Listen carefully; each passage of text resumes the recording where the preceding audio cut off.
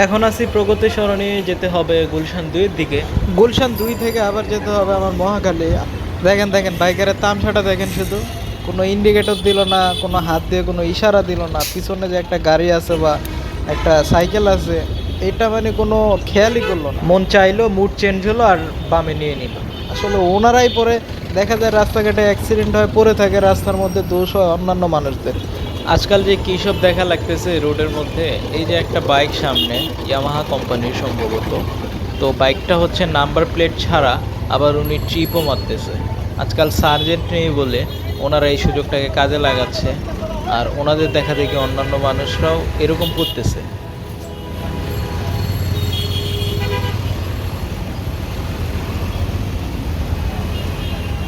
এই যে সামনে যারা রাস্তা পার হচ্ছে ওনারা কিভাবে পার হলো জানেন? ওই যে ওইখান দিয়ে টপকে পার হলো, কিন্তু ওনারা একটু কষ্ট করে ফুটওভার দিয়েও কিন্তু পার হতে পারতো।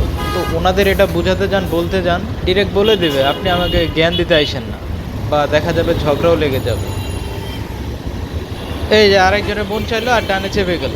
আছে কোনো সিগনাল, আছে কোনো কিছু? হায় রে মানুষ।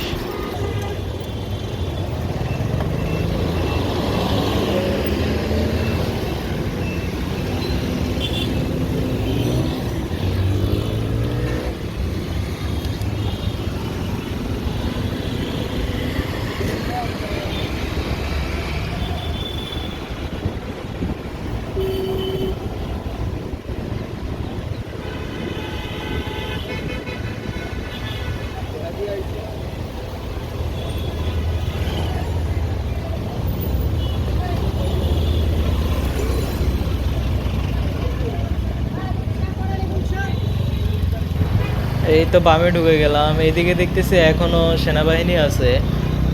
যেহেতু এখনও দেশের পরিস্থিতি বেশি একটা ভালো না, তার জন্য ওনারা দায়িত্ব পালন করতেছে। তাছাড়া আরেকটা রিজন আছে, সেই রিজনটা হচ্ছে যে এই দুই পাশে হচ্ছে অনেক এম্বাসি আছে।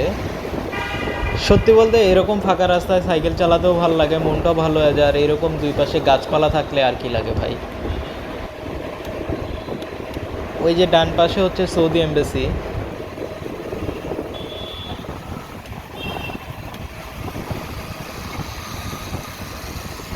এই সামনে বাম পাশে হচ্ছে কানাডিয়ান এম্বাসি।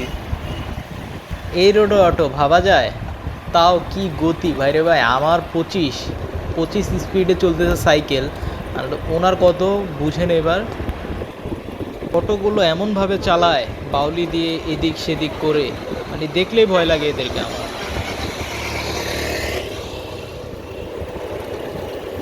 একে পাশ কাটায় আগে না গেলে বিপদ, কারণ কখন চাপ টাপ দিয়ে বসে, হুট করে ব্রেক করে বসে, ঠিক নাই এদের।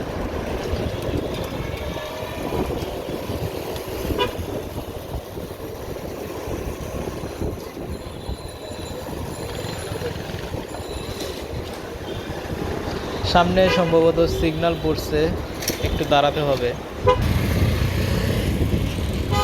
এই সেই অটো আমাকে ওভারটেক করে চলে যাচ্ছে। এই আরেকটি হলে ওনাকে লাগাই দিছিল।